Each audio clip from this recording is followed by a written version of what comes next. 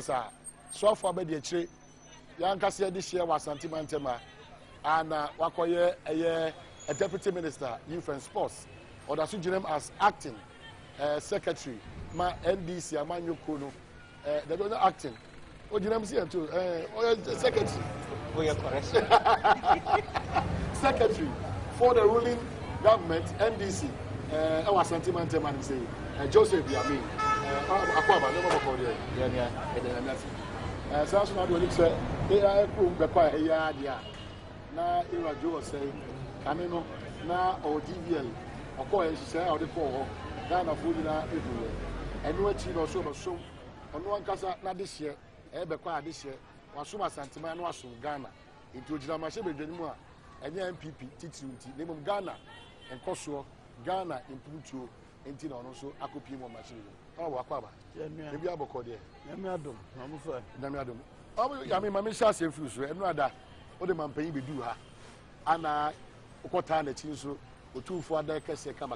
Your course, in Gitaudia, 2 for 2 or the 2 jar, the man paying so or the 2 jar, any the only in an open tofa, or because you're my for you. Well, my young boy, Nanabaso. Congratulating you. 15 years of achievement. So, back that time, they say by now, no, Bano or secondary school, I just say, open anymore.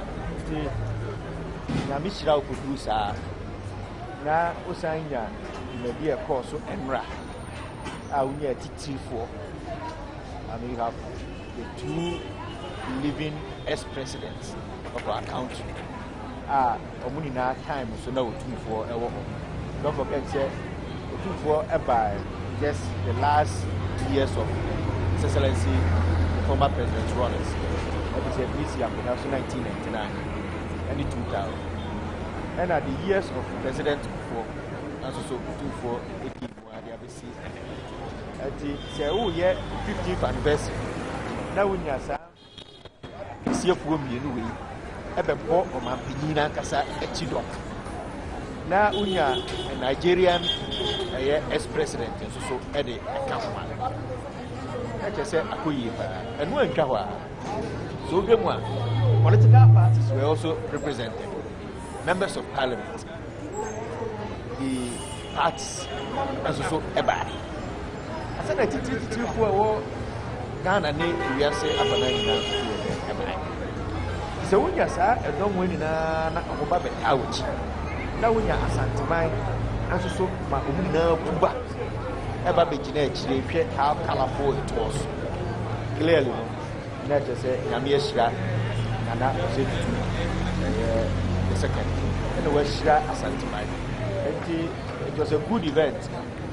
They are happy I was part of the celebration. There was a number of people so I'm not the beauty of it. For the first time, we said, we'll be able to stop with a palanquin. It only happened in Ra. There's a time or 2-4 a sports stadium. Now, or Chia. That ex-president, Jerry Rollins. No, I can say, I'm John Mahama. But soon I was here, what Chia? For the first time, I mean, who say, yeah, as if it happened yesterday, and it was so beautiful. No, yes, we say, you know what I mean? I say, look, or for stop of Palanquin, and indeed, time or 2 for 2, and you who said, on my original person, Betchiano. On Suma, at the end of the original, they went there, shook hands with them, and clearly, it brought some laughter. Oh, maybe I know, be a new uncle. But the protocol was breached yesterday for the beauty of the course. Now we are no super. Now we are for as some kind speech for mine as well. Very excellent. I mean, time I was starting say the DBC of National because I said in the Puntawa. The Yamshim Kaka. Yamshim, if you say those days, 1999, very few people never kind statements or 2-4 but so or catch so cancel or come to never but as he proceeded, clearly upon him kakra no say to kwana me bako yes me bako to kwa say me bako ogro half no ma gibro half as asasa de be na beka asante dio bako to kwa eyi onia bako to kwa eyi lack of development bako to kwa eyi literacy ebi free and the pelaki do this amba number say if you want your country to grow, the future of your country depends on your economy and how brilliant you are. And so 2-4 by not the sound of part of the buy. Now power 2-1 and more say you were 2 for educational fund. Okay, no matter what was and he pointed clearly said the people of Ashanti have developed the Ashanti kingdom. And been okay, honorable those who acquire DVL. One year, if you go to the constituency, over the culture will say, what is DVL substation at the about to what now, one Tanahosa, but he made sure he be so the people of the have benefited out of it. Together, despite the other people on one sentiment, as say, cares for developing their course was then it means there are 2 first statement was purely thought of, crafted, written, and spoken to the people of this. I see, but finally, people believing are caused to worry about the security, even though to me it was quite perfect. They even felt intimidated because of the Ekwakuana. There's a display of tradition and a blend of the presence of the president, the ex-president. But the security, the understanding of certain people portrayed as he said. Ejebi Anantokobi Asia I said here because no matter Kumasi and murder it was quite outrageous and then Diasa the Chamamre the rich culture of the Ashanti kingdom. Why the presence of so much security? Well, my minute now me class now lecturer no that's about and I think that people know ewo emra because say Ghana you lucky leaders but you lucky followers. You say Obianya now you say of say your government and that is our problem. The issue is that say Enraka who crying here say the police and now say military ya be but over here to say senko mu ni ho anka be a course of the the answer is no. Just say Otumfuo Asoria Oba so Obachia president and ex-president. Now people are chia na Otumfuo na kasa kronti ma nipa e wase omo twen ma ne be se pa no bia ba ba bidi ade no ade. So you only need the presence of security to make sure say orderliness ade aba. So until we get to a stage where every Ghanaian will want to abide by rules and regulations, say it's a park and also there.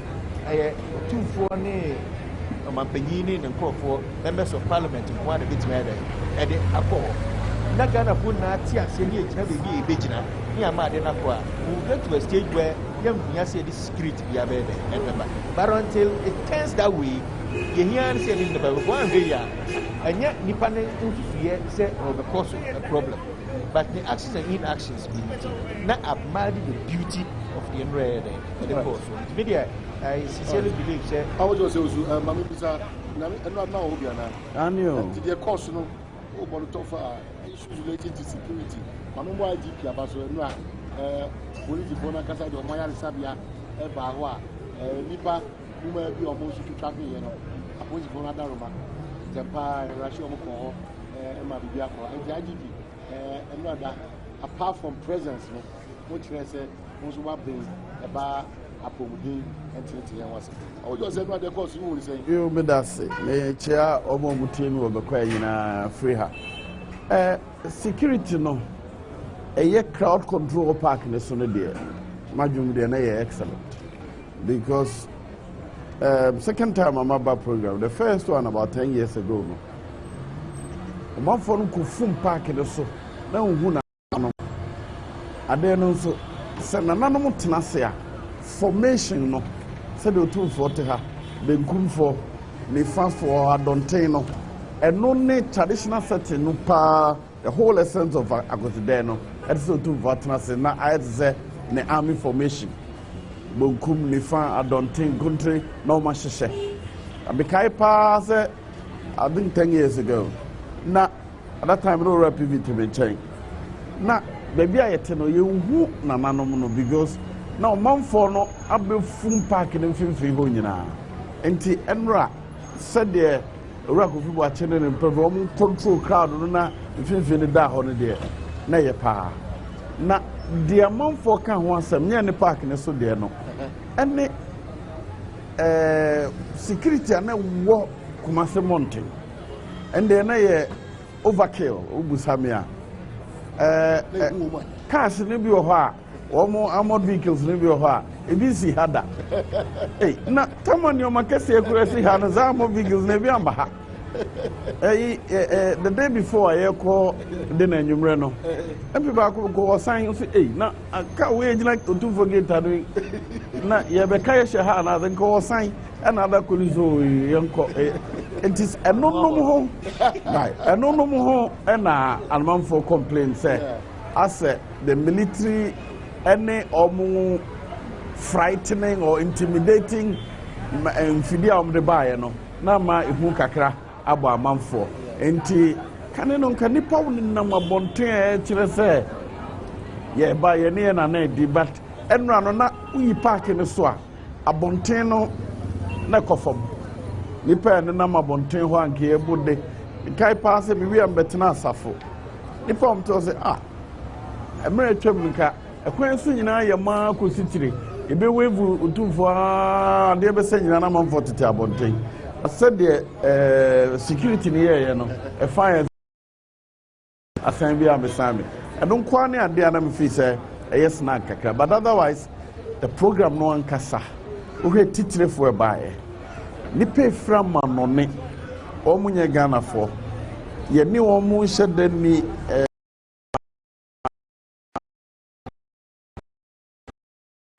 na dia pejai na humka nipa titire ba park ne so nipa bia meni mo nkran amente da ehunu da se bibia ye wo santema fa o mu nyina e ba bi eni enu anu santifo a so wa me shia gran ga onim so ye bia what nkran o na mu da bia unhia no umfa se o ya santiri na otutu ne ntuma pana ba o se mi e kotokoni ba o mi firi ha na jese ahumka the kind of unity any comradeship a buy mu no na ade a eso ani na said the ora mean kan no otumfo sem kan no eyi ni oma ye mu po ye nim sese otumfo to na mo bisa so me kai pa Friday and Saturday and I do dinner no ana jobbing here o kan sem bi say in the early 2000s no na aban air praise say mboa bi every World Bank bon na apem took otumfo personally so no intervene with Washington na enam so otumfo betie munti sika ka ondo obebo man no ana omo pese ba no this time they released it and just say otumfo pedigree no so papa se oman no hanazini ye so mfaso no e komo oman ni nyina kada bia na ye enibre oh no ya santifo nkwan hene na mapejante so ye Ghana hene but ondumfo won tire Kumasi nkwa bibiara nanso na namon bia otu no so mfaso ba ma oman ni nyina eno na make us harnessing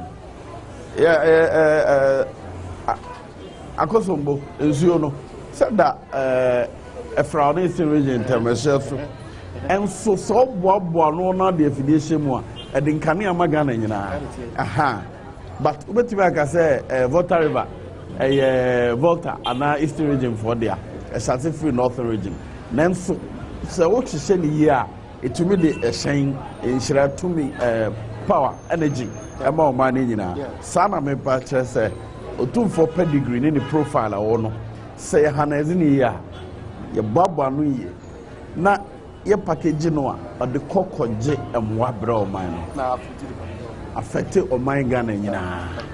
Well, quickly there was Deputy Minister Youth and Sports right there. I think it's about 34 more days or so near Kobajo. In an say Adom maybe and then I'm more releasing but utie fire for fire multi TV show issues back aba and say that minister minister no and the deputy no you must see the deputy minister wa dia we dia ya dey go actually do am kasa team na eba no ada fe onu an kasa role ben na o play World Cup deputy we them say yes asemfo for but Belly Songo and Adam said they fire for fire for the past 2 weeks original ministry the show sika ye dey enim yes we makoji from corporate Ghana some of the supporters echo 2 ministry or kasa World Cup is no uni chefa bia wo ya US in chain ana minister ni nua 821 amo 3 na me aduma yes e nemu the list ituja na anya bia no betima kaka bia kira ma say ministry ni nkasa ahye no kwa no ma mensa na mebusa asa na etie sia manyo se aba mi da se ba me touch last point to Endra event no especially with the security chama ye twen so man panyi beba na ye de no aba no na mhu DCOP Kofi Buachi no he see no wasi address nam si commander na address yin de ehu pa wasi yami unyi di se ene operation day than any other day ana maintenance and was saying our addresses but today is the real operation day and also to make sure say bibi bia kono kwanso wano ebenya a successful program and liver and indeed ebo abaso ne ya mo na abaso a na chese ya mo abaso yi ntino clearly I think say ne waba asantuma ntem ho our start here all year in terms of robbery in terms of police na kasa ura central ho obeka say national headquarters I mean we be change the face of police in Ashanti region and I think that Endra was exhibited it was operation they did yesterday say adena course bi mama ye ne de yemfa no sa na on the World Cup issue there Friday no me kasa o so go program yes what member say ye be because me say na ya answer make statement Adom TV aso but me kasa mo obi ahu say ajuma ya chama ye ho and the minister is solely responsible for the World Cup and I'm solely responsible for the Commonwealth Games. Now, a bedroom baby, I was seeing you in a talent, and that time hasn't come yet. I don't know the rule and playing, and nobody is also asking the rule the minister is playing as far as the baby other than alcohol. All right, everything is of course. Well, the big issue I discussing the MPP. Accordingly, almost all the papers, MPP snubs Mahama Forum, MPP to boycott, in quote, bogus, wasteful National Economic Forum. Almost all the papers carry this story. But from where I say it, I'm unable to believe these stories until maybe honorable confirmation. If you say, Ghana for a non-partisan discussion to move the country forward. Or my message is if so. Minim say obetimi asisudia say MPP amanyo kuno mutiri mpone say nyame adom echina say abanya to nsa afre mokura say momra me nto ato adwene a ade a mobeya ne say emmoa mo ntine mo twemu afre yo that's they didn't kai ya wada yetina ase the expanded leadership of the minority caucus and the national executive. Now you could review, sir. I buy my invitation. So hard between you know, strictly by invitation. And this is all my invitation between my baby. Yeah, spokesman on the economy. Yeah, Dr. Kuto say, I say either in person or as the spokesman, young friend. National Party, we meeting our headquarters. As at the Yawada Noa, yɛhyiaeɛ no na yɛmfrɛ obiara nti na yɛntumi nhunu sɛ yɛbɛ invite yɛn anaasɛ yɛ invite yɛn na mmom yɛdecide sɛ yɛkɔyɛ adeɛ benada na sɛ wopɛ party position ɛnyɛ ankorankora a ɔmoyɛ party fo party ne position deɛ sɛ nkɛ no yɛ ɔdɔ no ne yɛnya invitation na yɛhunu ɛdeɛ ho asɛm na yɛkɔka sɛ biɛntumi nkɔyɛ discussion in a vacuum te sɛ deɛ yɛkɔ a yɛakɔtena hɔ wei aka wei aka na yɛafɔm no there should be a basis a model a yɛkɔka ho asɛm na sɛ yɛwada na yɛobi a invite yɛn the terms of discussion the program yɛnyɛ bia na wobɛda akɔbenada na aban deɛ adeɛ ma wɔ nyame adom ɛnnɛ kora mfom so wobɛ ne ho na wode ma me na wopɛ sɛ ne team no party no team ne nyinaa yɛtena ase nnɛ na yɛhyehyɛ ne yɛtumi kɔ ɔbenada na kyɛ sɛ yɛdi mmere sɛ yɛpɛ alternative ideas because adeɛ ɛnyɛ deɛ a ɛda wɔ ti kɔ it is based on records yɛbrɛ ne sɛ analysis of the economy as of today information is available and now we just want to show MPP yɛ kyenkyenkyen dodo a bibia no motwitwe mu. But there's another part of it. Wait, one aban ne IMF akɔtena se ayɛ nhyehyɛ dada ɔmo sign agreement dada nhyehyɛ na sign dada yes ɔmo yɛ agreement ne dada that agreement no mu no aban agree to ne ɔmo bi ɔbɛyi adwumayɛfoɔ adi yɛ adwumayɛfoɔ kɛto ɛbɛyɛ ne sɛ yɛbɛ reduce ɛbɛyɛ ne sɛ aban support a ɔde ma nipa a ɔna yɛ friend subsidy nipa a ɔmo kyerɛ ɔmo ne ade no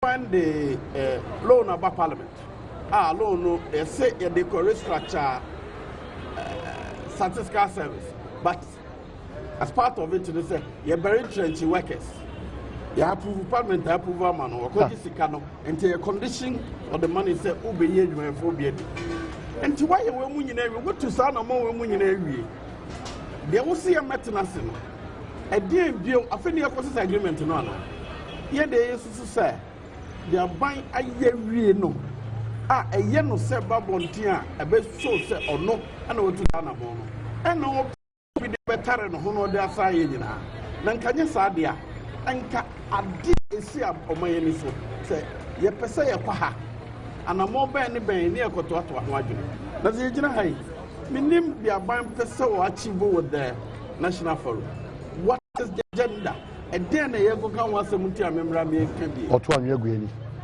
ono anasem so oto anwe aguani but metimi aka no open the say World Bank for employing for various caucus leaders including largely a finance committee for the Bishia no more and the suggestion say the money chrono here consensus sir adewa na mo we fa ne fa nyina apres wan sana almost support to marry and no and going forward way because they were asked what steps are you taking to achieve consensus I don't know how far we in our buy yes sir buy say or no or per se or no man for journey so be you know more or mukasa men brother man or muka munim she munim de biara and someone yan ye teaching based on the young ye de to abontino oh ye kasa ma for sabe no baumia on Sanko school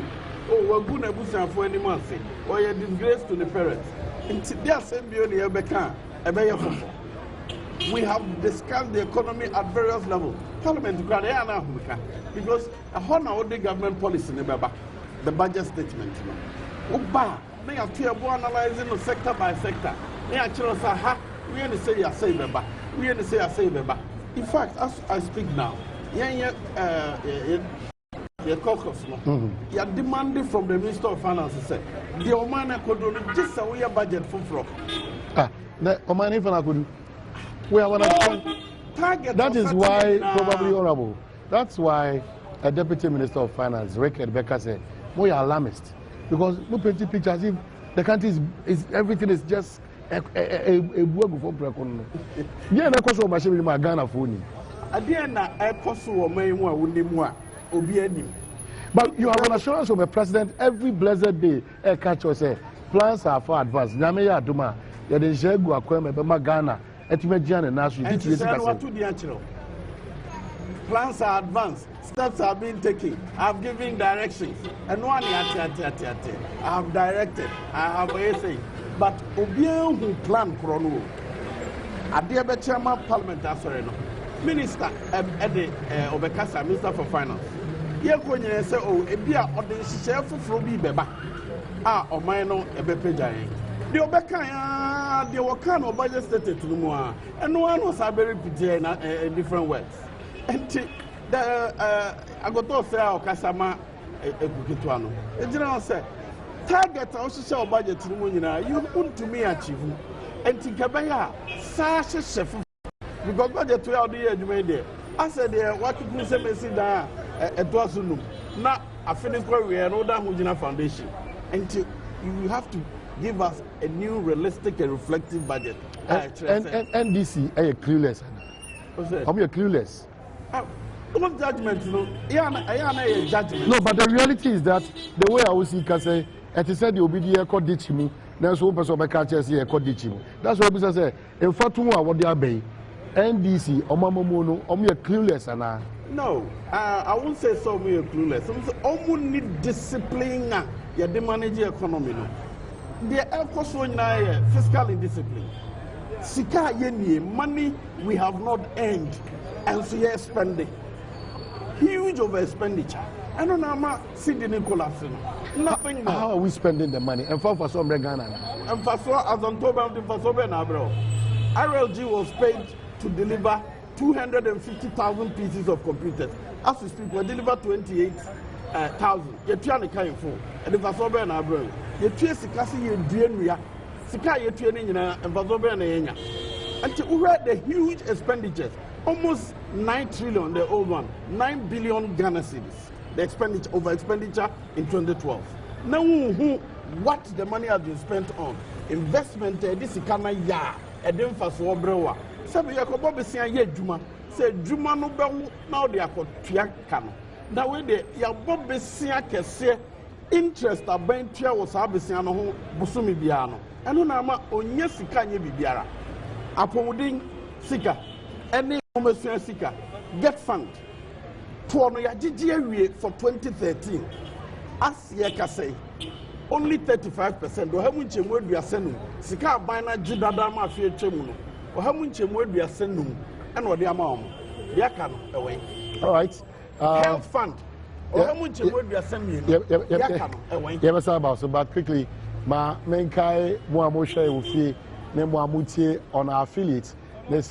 We are live from Adom, Kumasi, your Peace and Love store no anymore.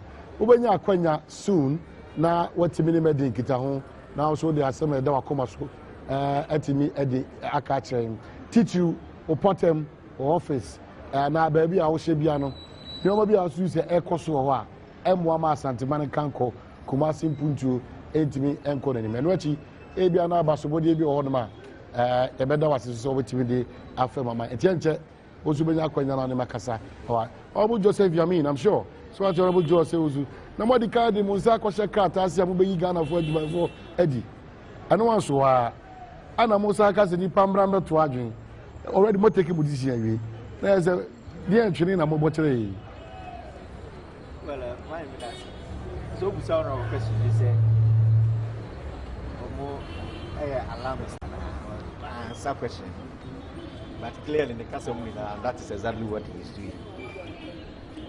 Mekai 2002 looks for so government. My government can say wa borrow get fund sika. Edia ya. Okay, so I statement 2002, which means that the whole of 2002 get fund never went allocation. And students near buying 3 months one, my buying the car so wa bobusia. Edia ya because as at that particular time the economy was in difficulties. And the SICK now be a free baby now, they would be assured. But in those times, the MPP saw it to be good. So if and for the same period, a been koya, the MPP creates a picture second of work for. I mean, that is what we don't understand. Métier PPP, General Secretary. And I'm here, PNC General Secretary Bernard Mona, on a news item that was Saturday. And Omunina indicated, say, Omusaka invitation letter signed by the president.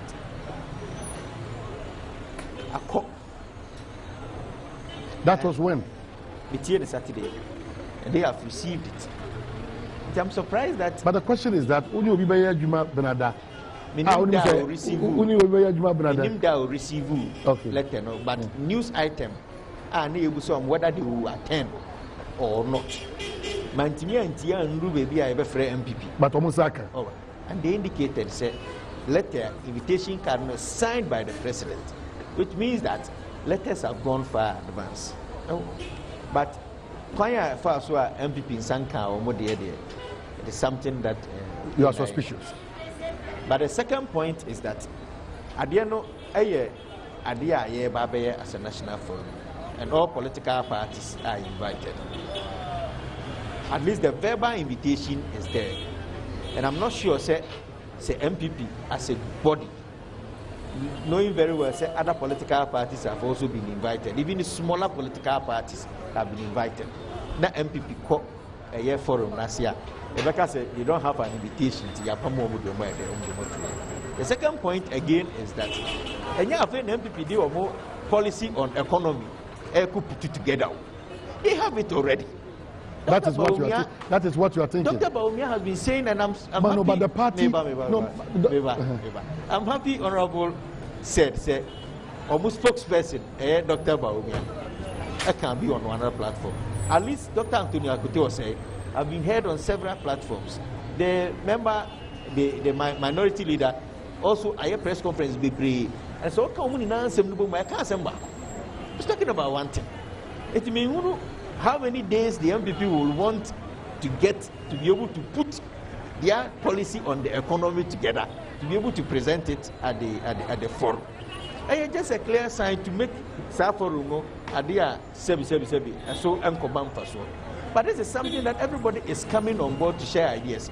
We are not saying, say, the MPP advice, but at least, you school, loyalty, the same law, no? What the Beko could defend an armed robber, an alleged armed robber, and will be able to get a bail for the armed robber.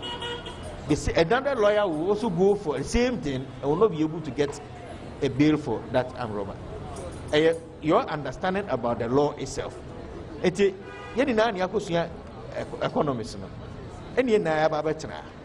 So now, if you say that the country is in difficulties, you have a more forum to say the man were also for arguing yet. But I say,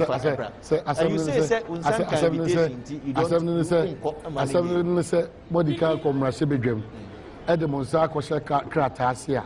Sakratan is usual, so say Ghana for this year, Omuyajman. Don't have a share of Majuma. Namotu, and among Wedia, and near Cotuato Agina for a sick ceremony, the good bones in him. As an ammonia 2 with the Cosumu Amano, then you don't want a partisan, a non-partisan contribution towards Ghana's forward march. Just a platformer, MPP debate created tension in our system. I don't know a platform just to do that because any you already a solution to the problems of this country. And it's also a year, but are we saying say Yababa retrenching 400,000 out of the 600,000 workers in this country? Is that what the law now called Parliament now? Honorable Lekamwasam Ekana. The answer is no. So this is just a platform to tell Ghana for see be. But you see, always in a matter when they say when the MPP says these things are me and Soso. Na yenya kosi say yidi ne be start say be den e be ba aboti e start and then the people will judge whether say member of parliament for be kwai na asem no kan no eye no kre ana say de me kan e den e na eye no kre. But this clearly has no link with the policy forum na e den e. The issue is that MPP for Muslim forum na, and don't forget the MPP understands and believe in this. When Anado went for IEA debate, Yebusano about a trade issue. I say he will bring Alan Chiramatin on board. no about advice. I'm not sure Nanado was saying he has all the knowledge about trade issues, but he believes that certain people can also come on board and give whatever a year to help the issue. So if a political party sits down in a situation where in a case, yenya be a bit more non-partisan, everybody should come on board. At least if the MPP are patriotic enough as they want us to believe they are, and whether they even have an invitation or not, they should attend this forum and speak their mind. It's not possible. Clearly, that is not possible. Clearly, this is an official forum. This is an official forum. But don't forget, if you want to be a part, don't forget the MPP. You know, a party in waiting. Say Ghana for Nami Omaduma. That's a Ghana for Joe Etuma. So I'm sure once is a party in waiting for power. Basasa, see, I show you about the National Forum. You are continuously, you are program also. You need to play this role near Tiosa. That one, I don't want to. The me person who say, yeah, it is said, the Maya Moho Anomako Kunikuni. Mako who show you a TV on a mobile now for Anamo to Anomao, and I'm going to bet the Ghana for say Anomabin. The Inter say, Sepane passe. Emrasebe Jomia the Ensa Secretary, Biasi, Bosia, and I am Kofabia, any IMF Wakunya. Nasa is insurance Ghana for this year, Dodonano, Ebeshiro Moju, Moyedia. And yet, Nasa non partisan economic forum now Muslim open. Timpone any day way. But the difference I who said the forum is to solve future problems that we are facing today. And alone no for current situation of the economy. The loan neighbor because you hear to turn things around. But see this alone this the policy that is being put together. So if you have a political party who is dependent on bill now about parliament, I mean loan agreement now about parliament, then the political party is not thinking about the future. Clearly, because and I come about because who change the okay there. Sergeant to Ghana Dutch and say the BCS Poyi. And one to one now, Sabusia, Equajibusia, and Muchili and they now Munina so you know, cause Sabusia and I and Intino, or more declared to one amount on the bench Ghana of us, and you also not being fair to them as a party. And again, Mamu said MPP policies. So, and the MPP policies, a national forum, a non-partisan. Why is it that it's coming across as you say? MPP Nkwana Sebu Onabonima Mukura, the key to Ghana's problems. My name the Omanaba across MPP Nekuta, the key to Ghana's problems. But the alternative ideas, any warnings I am must say, and among anywhere mutu the way beba, near Chaboy, na bem, and among anywhere mutu the say beba, near Chaboy, na bem. And Tiamanko phones a go for say a Tiama so muka. But I didn't know what's here PV being about a week or so ago. Or say all my say where they homegrown policy. Tina the full all my year we the acquirement for could discuss it as an agreement. The only thing they say usually KMF country we are say we are. No country not sign say or say Infanto IMF the website. Ghana binds on science there no. And a website you will see it. However, that information when we meeting but the important thing is that policy no. And your friend now will be debating out there. Why ye? But Ghana by so powerful to the extent that I am a physician or those such cartel as we are. My website, you know, NDC, you're powerful. Consent. To the extent that consent. If I don't give you a consent, you can't do it. And what because IMF says on phone to me, yeah, or person who open to me the shower no or the website. Please, moon check it. IMF website. I'm finding out whether that is not the issue. That is what it is.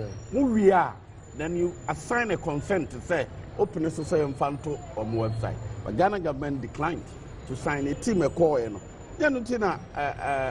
Mizata US.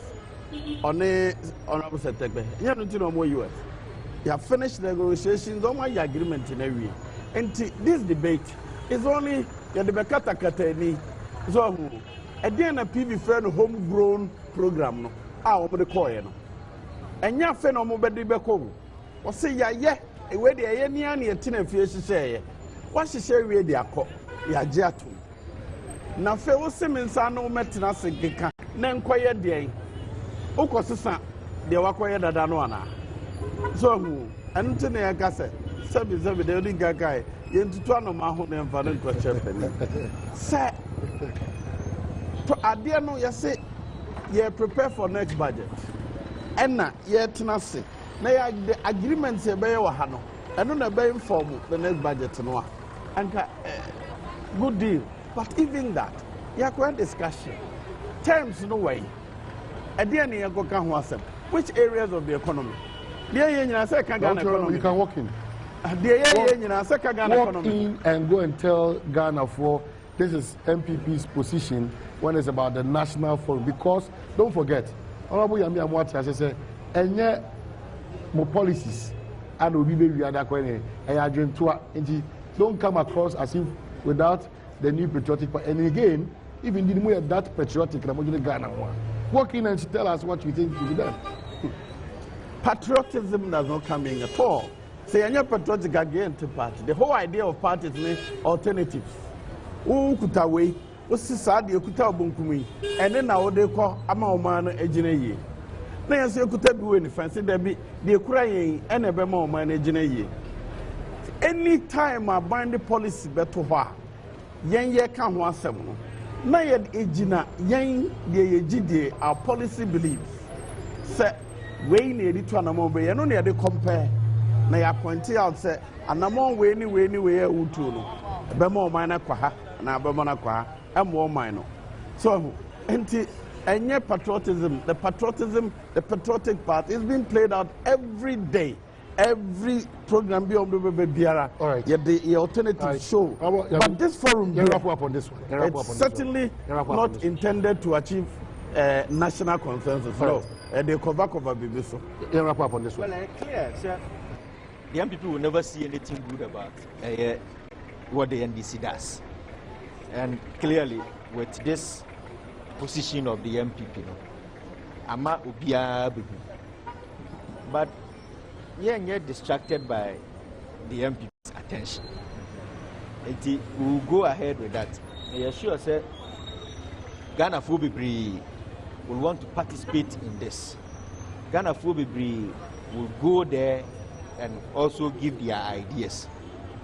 People bakuna okase omo pese CD no a major factor there e be PO now at least na ya mamet understand say won't mean more than $10,000 counter and when the solution to the CD the fall and the rise and now say there's other ways be there but don't forget that this policy being implemented was put together by the MPP administration and today it's been implemented. It is an unsolvable problem now. Is there any new means you bet me there? Before I say equalization. And equalization. And what I mean is that policies are they at all to you. The way and run and may not be a solution to that problem. And over to me the medical ADI example.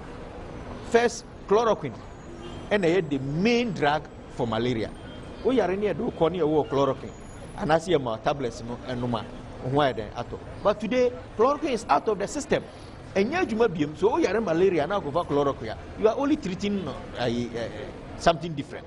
And today it is either artesunate or it is either at the end situation, and that situation can change to the extent that that solution may not be applicable. Right. And that is why there's always the need, say, a baby at right. Then you have to say, if any situation in changes system, can we put together a new idea and fashion it out?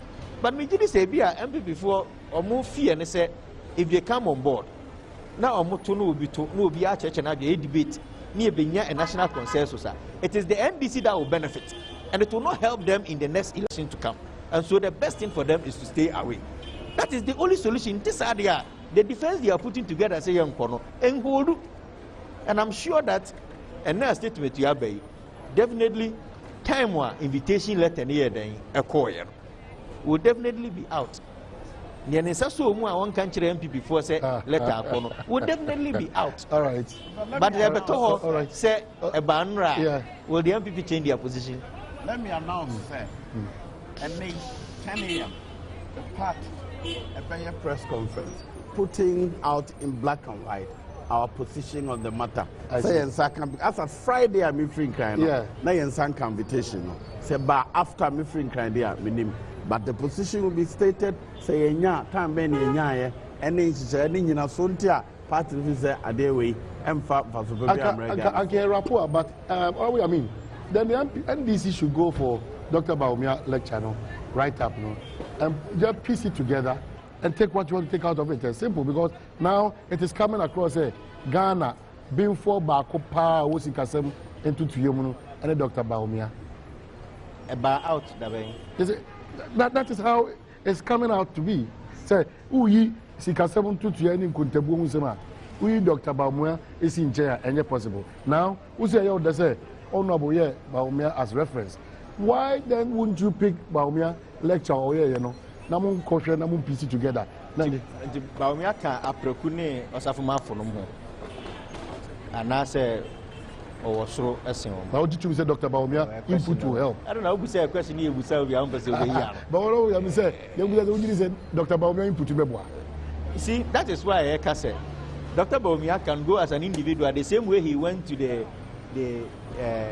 Otabels University as an individual, or as an MPP person. What as a lecture no here, university no friend saying, Dr. Mensa Otabel University, Central University. He went as an individual. He didn't go as a vice president. But you agreed to some of the things. And Dr. Bawumia so can also go there as an individual. I mean, a high-profile person like him can also go there and also go and share the ideas here there at the EWO. I mean, so if he can address university platforms, he can address the. In the case of Dr. Bawumia, the son of professor of that institute, clearly, but why you invited Dr. Bawumia in his private capacity? How will I be able to know that EWO? But I'm saying that, say, the MPP might here. But you see, I'm so why do you call the point, the strategy of the MPP also. And just to mar the beauty of what is happening tomorrow. It was from 10 o'clock, 12:06 news, major news, we'll be discussing MPP's position on the forum tomorrow. And they be quiet to the whole week. And that is a strategy. But I'm saying that the MPP believes say if they attend the forum, whether or more attend or they don't attend, the forum will come on. Successful ideas will come up because all over. At least I'm happy that the PPP have indicated that they are coming. The PNC have indicated that they are coming. At least two political parties have indicated that they are coming with their economists to also come and share their ideas. It's definitely something fruitful will come out of that. And it's before person back on your castle, a year in Adia chain and your man done it to what Ghanaians are expecting. And that is a credit to John Mahama and his administration.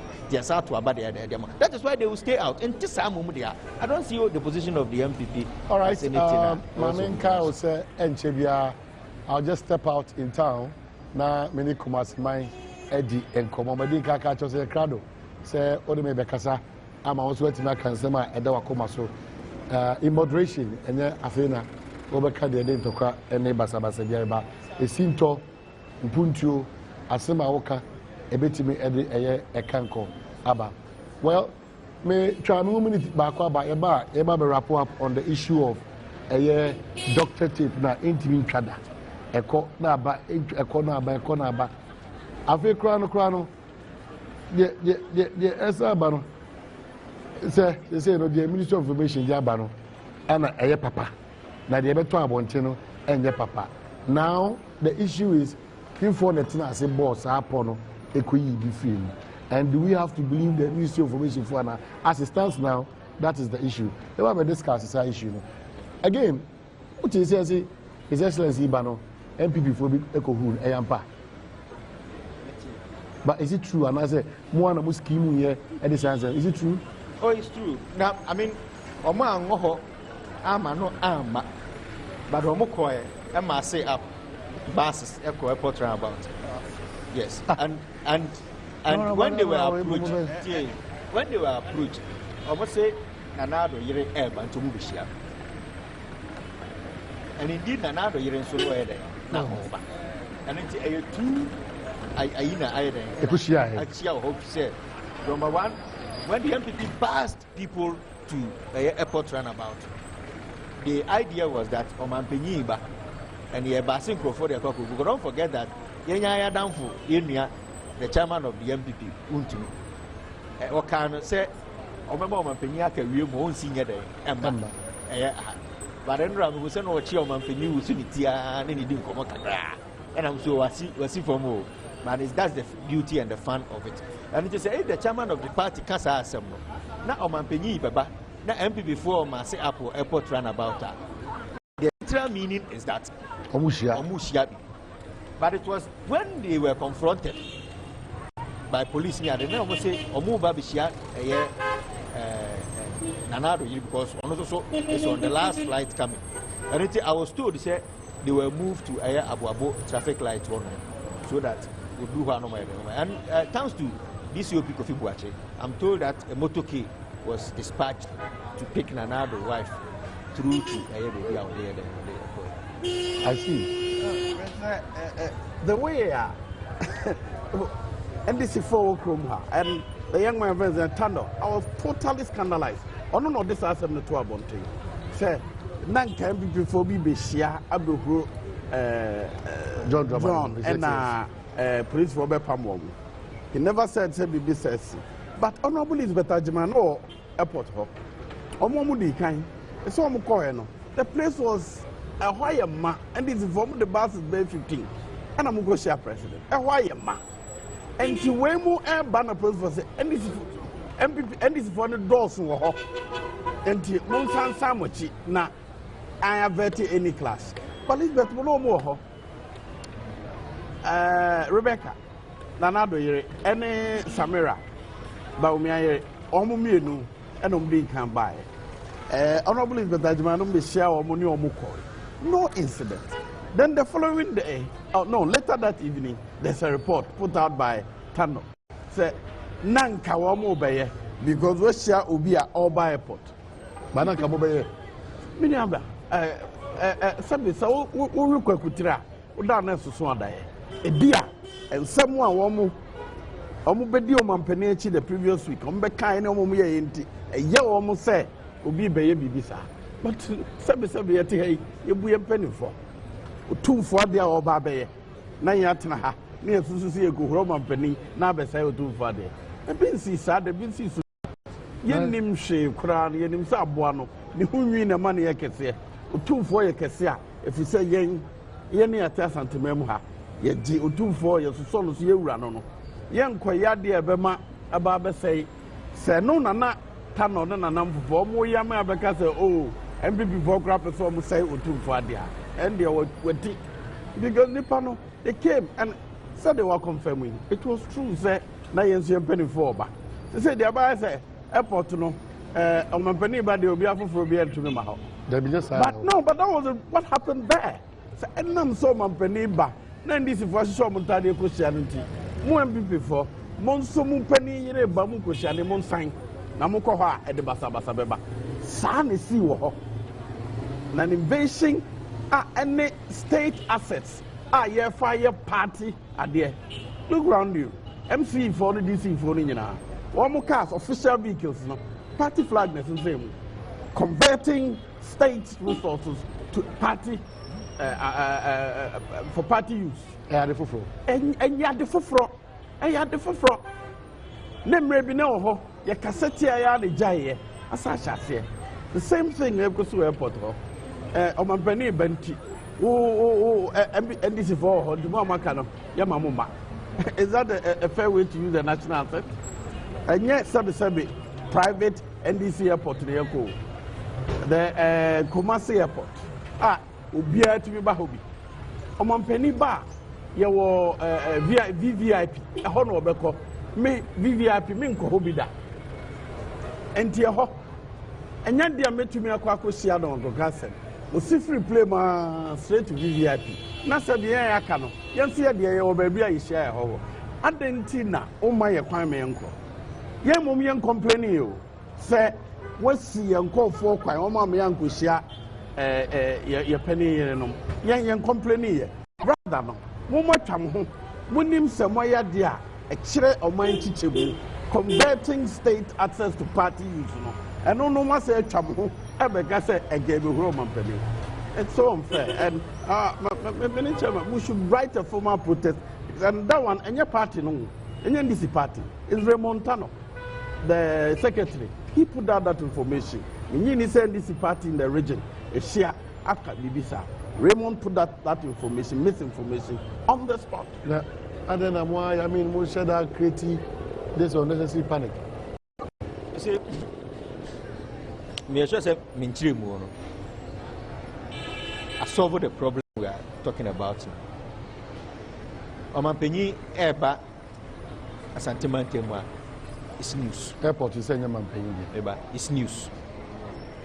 I was a police for the same way. Nanado, you know Nanado na nebo ne yere enana eba. And then before whom here say, I was say you didn't put good bass. Need to kushia Nanado yere. Na so Omanpenyi jo mama de wo ba. And he has an NDC for so big. That is one issue. But say he has said Nanado yere ebenya buses full of MPP supporters with MPP flags. Then it is equally not bad when the NDC also masses up to go and meet. The second point is that police in Ankasan, were they aware, say MPP for were they aware, say high profile person of the MPP, that is the wife of Nanado, and I said Dr. Bawumia Ebana? The answer is no. And all that they heard was that MPP before the bus, airport runabout. So tension started mounting at the Indian neighbor base, especially when the chairman of the MPP had made certain statements proud to the ACN. So the police immediately had to move in there, thanks to this COP Kofi Watch. Say, what is the situation? I know Maka say, Nanado yere eba. But I think that if Ghana's democracy could do baby, when leaders try to advise our supporters, okay, but what happened in the stadium yesterday to happen everywhere. What did they see yesterday? Our stadium. What say VIP stands for? And before go, NDC for go. Say President Kufuor sorry, na before then, na away. What he did? Say Omanpenyi sorry, NDC for then, I shout. The only person I know sorry both a shout former President Rollins. Not the dinner then, but Omotina will be a chair in Nipa assembly and see. So why were we scared? Say airport would be bet me the one issue is that Kono did put measures. At least can be before corner police here aware. The other side of the airport, especially when Nipani Munity and play back. And they are not coming at the same time. So you are saying that MP before no more agenda.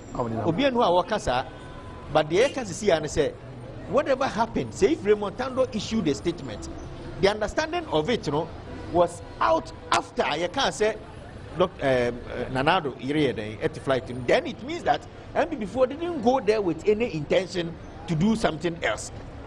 And maybe say if we are giving notice, and I clear so my penny by no and about me about do, then say MP before Koha, Ubia ni a Bibia say Omokwa. So let us try to put these measures in place so that we don't get into the situation we are talking about now. Because Nesu Nimfaswo said who made at all in the first place. The way I approach Hawaii.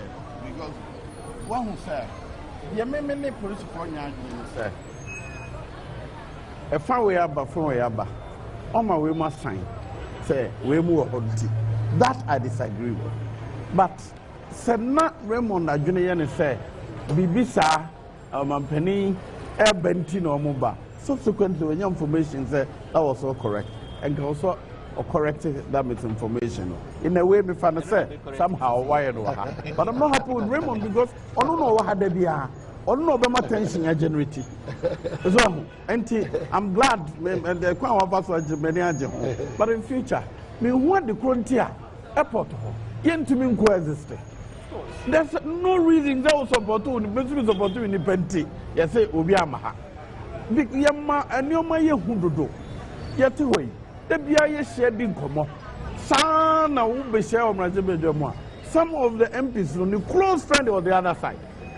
But your babonti ana say yeah attempt for so much say which ya will be already in gra your chairman bia of the Argentina MC no ne on MPA free sir. A very issue. I see. So that we should avoid those tensions. And what my enquiry I see. I may say the beauty of Yasetina. All right. Say everybody can catch you in Chebia. I'll step out, I'll get close to you. Now also anybody in Kobo. And Kobo in say the Kumasi the Kumasi then the Ekoso. Ever see who the Ekoso. A Juma to say senior mobile home service. Most are more stones, so I'm saying no. The air tennis was stone you ma near the crater bro. And then in a yato, it Yama now to film. The air tennis and conform Sunama. One of the a year crater riba, a year fake. AMA, a year KMA, chief executive, and Sasha say, as a cratano, and your papa. If you about na any sound common, never how a year business, and so AC Echo. And Rachi na your high school, a Jana, a wono, a Yadaji compabo phone war, almost uncommon idea, no, not as a idea, any kay, Nana, a new abusona, a hard duty. Some common in ano, the baby, a one say, Tiacado, but all crying, oh, Ghana, baby, we are live from a sacrum, Kumasi, Adom, the same thing is a 2-4 say to 2 or Tossino, and no other, or Sikakoko, a Janoso.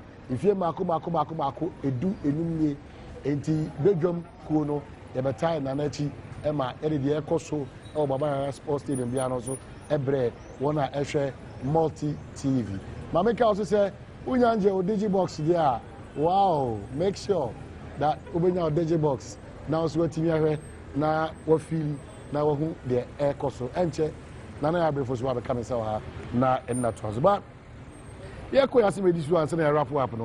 I'm sure this Sophie, you know what, pass them almost all the time. And as someone who band said, always is after politicians, political parties, and figures.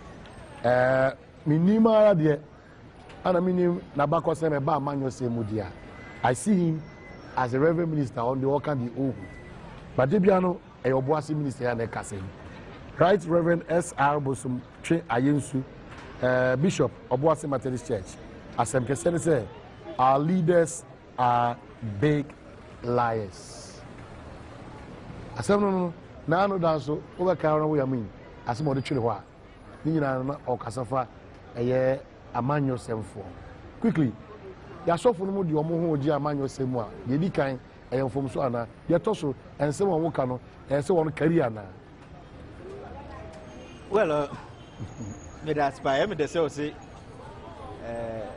Sophie or a former police Sophie so no sir now Ashanti region has a police chaplain. I'm not sure we want to go into the history. One kind of us were a police idiot. Maybe at another forum we'll talk about it. But a wrong say as Sophie.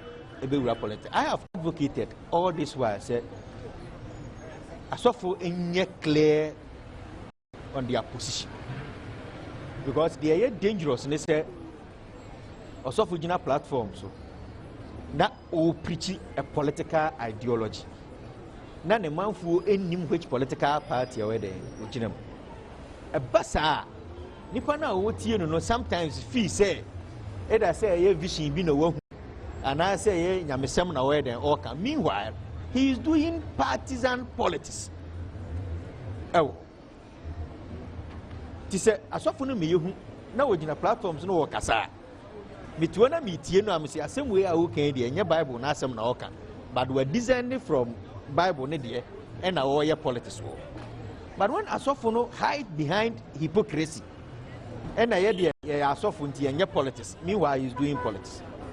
But I think that the pastors are rather spending time outside asofudie, and we're talking about things that they know very little about.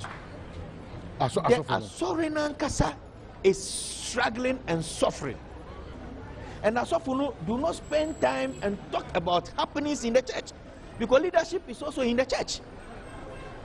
Asori Nankasa is a leadership. Asofunu is a leader. Nasorin Payifo is a leader. And they are governing a church. And we find ourselves happenings in the church. So other than Asofunu spending much of our time and talk about how we develop Asori as an entity to serve God, Mother, and the Creator. But anytime we have a platform, we rather speak against other people, forget to say we are doing the same thing. Methodist has a university. So more university. They have a university more about 3 campuses. Yeah. Baku in Accra, the other one do something, and the Baku Sunyane. It is that. Right. The Methodist University finance out of the tithe, the collections and staff of the church. So so ideally, say, if leadership of churches are strong enough and wants to solve a problem in this country, especially one with unemployment and illiteracy, dropout of students, and Asorino will solve this problem. The issue is that go and find out how many inquire what Methodist church secondary school, because they can't go to the university. To collection our Methodist church, and find out how many people need admission into the Methodist University. But Uche Bishop now, or say Ghanaians are living in uncertainty since prices of goods and services change anyhow at the expense of future plans. Again, Otuazuka said he's making an appeal to the managers of the economy to retrieve all retrievable monies, including the much talked about JIDA and SADA, amongst others. I am saying that ways of someone preaching or can't say we are on that political path needless, because if the someone wants to solve a problem they can see a power. Sorry, and these are matters of concern to Asorima. And access to Methodist University, and you're concerned to them. If you say you're concerned, say me come here to university, the university edgy students from outside because they can pay, and there's nothing that Asorino is doing as far as subsidizing for Nkwaraiwa Asorinum to be able to also have a tertiary education. You think that that is not a problem? That Asofono will leave that as a problem and we want to solve? That is what the Bible says. Say, "Be a kid to be the when you say, untibini, eda when you say." That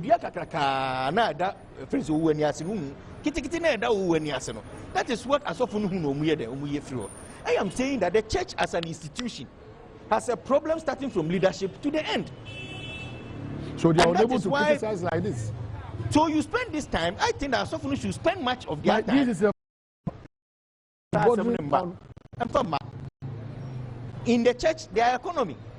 You manage the economy in the church. Yes, sir. And if you are talking about leadership, start from that angle. What do we see from Asorino? I'm saying that Asofu are descending too much into partisan politics and leaving the work of God that they are mandated to do. And a basa, when you expose yourself and say, oh yeah, MPP Sofu, oh yeah, NDC Sofu, now Kasa, we don't read meanings into it because we believe that that is the issue. Well, but also for any time you ever sorry, the issue is going to that level. Surprisingly, Reverend Usu Benpaso, Abekan, Enche, also be a better. But upon say, they should be mindful of the platforms of the Kasa. Sorry, Nankasa, it was serious crisis from leadership to the end. And I believe very well that if Asofo will want to do what they are talking about, at least, and now I can say, Oko Asoriki to Ebia, Sunday, ye Asori Sika, the Aqua University, ye the Aqua Hospital. Oh, say if leadership in the churches are so strong, we are sure the church in Ankasa can even run something they call health insurance for Asorima because we have a church. Bishop, no, or MPP. Why? Bishop. Oh, an MPP assembly. But what I'm saying is that What I am saying is that say, if Asofo wants to do politics, they should be bold enough and let us everybody understand. Say, me Asofo, but me MPP ni. So my understanding is going this. Me Asofo, but me NDC ni. So my understanding of the economy is going this way. But say, if every time there is Asofo coming, while you are reading political meanings into what he's saying. All right. So for the does we have a say in obvious response to President Mohammed's position that borrowing will be the order of his time as a way of improving the lot of Ghanaians, and for that matter, we don't borrow to drink or eat. We borrow to bring facilities such as electricity and water to the people of Ghana. In the Honorable Bishop, how be na quantity to the farm manager is 70. But the position of Deputy Minister will say, hey, be mindful of the platform and don't mislead the vulnerable. That's an Deputy Minister.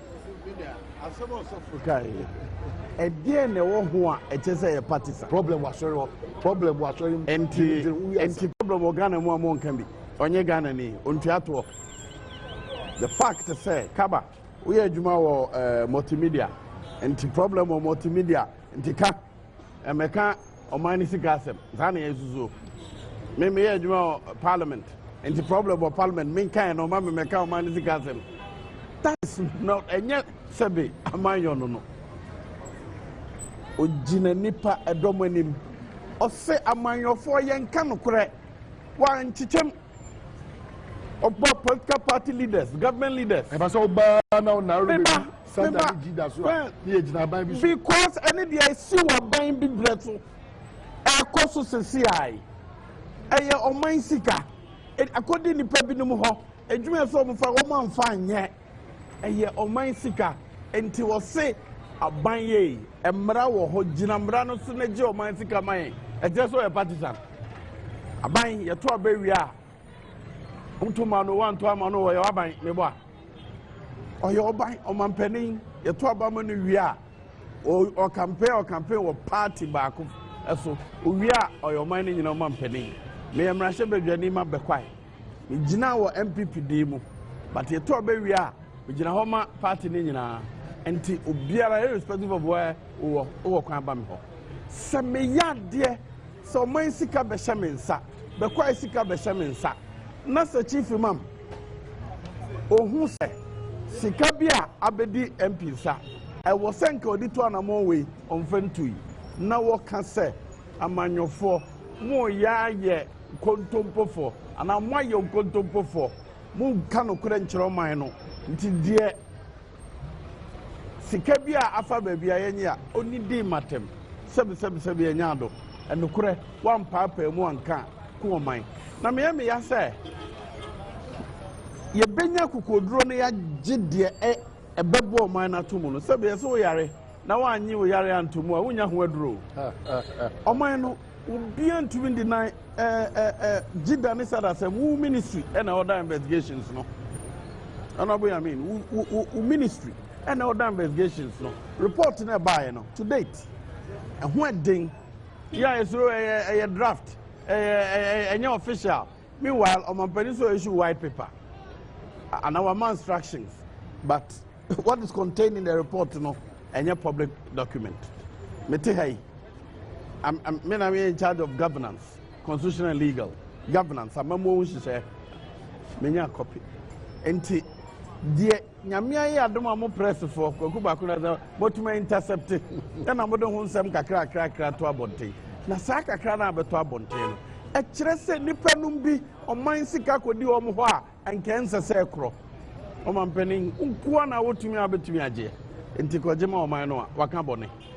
Amanyo for young cano crea wakabone. Safofo edio of anymore or your leader or fumwa or no see a becachire no. Sabi enya de buy said they are me can invest Methodist University. Methodist University. Any pair when we are saying. Semester is name Sisa University no. Say any panel. Community access to or mining universities no. Meboa. Catholic University any pair when we are saying. A additional access. In sorry no afatu omo so and kenya omo responsibility omo social intervention omo de bo man no na say invest no you're running no say public university there. Naturally say I was say Omani didn't sika be sheho. Omani sika no what the cover university say Omani dey amebo. Dia ka no lecturer for no dey tu omuka. Asori college ni be jija ko tu lecturer for no ka. All right. A staff no dey tu omuka. Yen to me jija asori scholarship go tu omuka. But you haven't found out say Methodist Church in scholarship for Nidia now. Methodist Church has it. Also, Gwamia health insurance. Okay, say you can't say MPP they health insurance buyer. And this for say, oh, woman start here and Kranza. And Kranza start here, I'm a national service or I'm a lawyer to the district assembly at the time. A young Kranza Catholic Church. And now almost started with and Kranza for Mutia Bonting. So, and Umpone, Omo Mudaho, when you're emergency. Omni Bayer program on a Bakun, a Bayare or Nano Niska. So they contributed to support him. And I'm saying that they were institutionalizing. That is the origin of the Nkranza Health Insurance, and it's also of Edisha. All right, Roma, sorry, I also be lying. See, back now. We are from Adom or Sacred Life. Maybe I'll show you if you be Adom, your peace and love. Yes, stores anyone impaired. But for number way now, intimidating come on. Probably for the next 6 minutes. 0244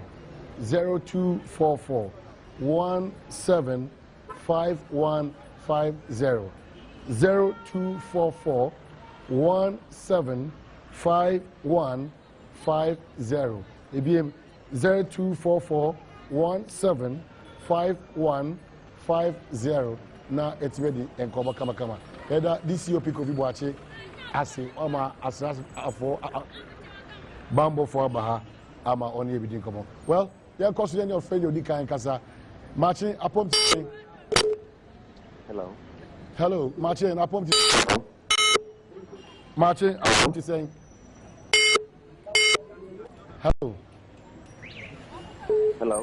hello koso meteonka yen kasa. Well, I'm saying your challenge with hearing us. Hello, good morning. Oh, Freddie, I know do TV yet, you know, and our volume no I'm from Kakama. Hello, Machi Apom to saying. Hello, Machi Apom to saying. All right. Ebe sa mo Freddie to was na obonya kwanya makacho say soon I'll step out. Na maba up close with you. Na wonya kwanya etimi ni medi komo.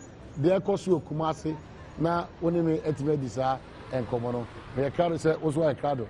So you ever share sa and comono. But we are mushed there. Would you Osaka? Clearly, and your bonnet say, open your platform na no more and self fata. Oh no, John. Say, O Casada, O can we are a some man for so away member. Also, for so, oh, can remember Kasim Kasanga and the MPP administration. Bagokran, sorry. But when you narrow it down to a particular political party, it makes it partisan. But the party is in power. But don't so when you are talking about leadership or political parties, make sure you cite examples. Remember, you say leadership has failed from NRA and it's possible will fail tomorrow. But you don't create an impression, say the leadership today is the one that is failing. It makes it partisan. And also, for you, someone what come from all this while, Biano has been against one political party, not about the two. You don't talk about leadership. Read what he said. You see, but what I'm saying is that the challenges also is talking about the leadership. It's in their churches. And to me, because majority of the people that are being governed, of people that are being corrupt, are the very people as often for charm of their harvest. They are the very people that are often call more for contributions. Do they ask point of us? Do we ask? So Papa na wabanoa, where this chief executive na ketuya enru 50 million. Nemo moba o harvester say or ma 40 million. Have you asked how he managed to get that money to give it to you? As of now, I'm not talking about how you manage to get your money and bring it to the church. But you are talking against the very people and the arts outside there. Is corruption only outside the church? It's in the church. How many of us are we talking and now? Omuntia tithe, but urges their followers in the church to pay tithe. Have we spoken about that? We feel that we have a lot of challenges as an institution, the church as an institution. And if Asofo will waste that time that they are wasting now to speak about those issues. Call it time wasting when they are talking about national issues. If the issue is the time now or no, so you are spending it. But consider if platform, you spend it on that issue, consider platform was showing it's for the good of it's for salvation and the good of the church. The salvation. But so the issue is that on that particular platform, are you to speak to the people of the church or you are to speak to the people outside the church? But I'm saying this because tomorrow, I know say anytime soon, about 2020, before you get the chance to be a government, if Asofubi is doing that same thing, are we solving it today or we are saying it to go to Ochirano, then we are going to justify the Asofubi? All right. Let's solve the issue today and leave it for tomorrow's no issue. Bible before Christ and after Christ. Asophobia nya kukodura kanu kwachira o mampenim for. Enya china. Emfa ho aban a wote so. Se bibi chia wo man no mu. Na sa sofo enya. No, that time no nya sofo oboase o. No ni platform. No platform no. No, that time no a police ni. Police 2000. No. Me a DBL chief no me ni share wa ha. No a police wa ha ya. Time ben obey police in the 90s. No. It's not true. It's not true. No, you're for police. All right. But a policeman. But the American is right. Unfortunately,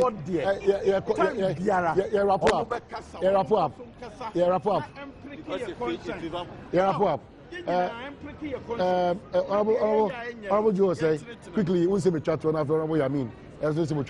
Now, after the break, I'll get closer to more. Na yetimi adi nkomo de kwaso asante mantem teacher Kumasi Kodie Manusin afei asofo nso a mo send text messages ba mo a mo so nyame adoma be kan say wa right after the break no ye be di nkomo briefly the position Honorable Yamin dia ba wa no say the interpretation and your understanding of the situation as is spoken now no ye be kan wa say but quickly mo last words amode last words de mo na medam ase so madaroma mama Kumasi for ehunu edwuma mo ye ne nkana bia ehwe ne ye fie mu no ekwan ye fa so ye no said ye hyehyɛ mfidie say ya mama ye nso ye hunu bi enti Kumasi for Kumasi manzo for damase say mo de afidie enwuma nyina aba ha de misisi ne say amamfo mo ha no wo mo kasa aya mo mo aboa no na mo fa nkom to problem pedi say omba ha no say asema wanfo kani anya sa na ka mo fidie so nko a amamfo omampani nhunu de omodwene wan hwe ya na oba na ya me mo de yenti obia asa edi na chi abase ase no e Kumasi fo nyina a chia no pe edasi pi yenti ombo no tamale o oh Tamale Congress na say ombo yenti obi okay na say no one thing say yenti obi beti what say that slow so dey emu de yi na kuti na ombo hwan na ombo ma tamale buana that is the beauty of democracy and adeba akuna me pese obi ahu yeti ya sresre but omo omutie ya omo nhwe bi no they think that entokwa so at the end yeah Canada and Tokwa then ewa abontin emi de say na obi e den ehwe do hwe the way I dey interact. That is how politics is. So why do you mean but they shouldn't degenerate into something emma watch na menu immunity me be den embetena asubie me enye den but the last point is medbo the Ashanti regional minister and then for Abaso medbo the Ashanti regional police commander Abaso na ya congratulate Otumfo say to na yasre onyame nhira man say we are expecting to see a double of ene so I mean that year to come say ene you and then 15 years and another 15 years to come ni asan akwa koshia say ya na ye den na celebrate onyame nhira Kumasi. All right Deputy Minister Youth and Sports you group of Penino Enra Olanche Foundation bi na ɔse ɔbɛsi hospital kɛseɛ akyɛ asanteman ɛwɔ adwo nkyɛn hɔ a na kyerɛ sɛ Ghanafoɔ a nyame ato mo nsɛm no ebi mu yɛ adɔyɛ akɛseɛ wo a wobɛnya bi na nso ayɛ bi aka ho na ɔman no sɛbe ɛkyekyere no ɛden ma yɛme mu deɛ bɛɛden ma ɔma ewiase nyinaa na kakra obiara bɛtumi no na ɔno nso mfa mmoa na Ghanafoɔ eti ɛda mo ase ɛda honourables mo ase yɛde ɔmo deɛ no ɛsi sɛ no bɛdi ka hyɛ ɔbɔ no Kumasi nkɔmmɔ na afei deɛ yɛbɛdi baabi a ɔhwɛ yɛfiri bia no yɛwɔ Adom in front of Peace and Love stores. I'm sure sɛ wɔayɛ ka de sɛ ɔso ne yɛn ɛbɛkasa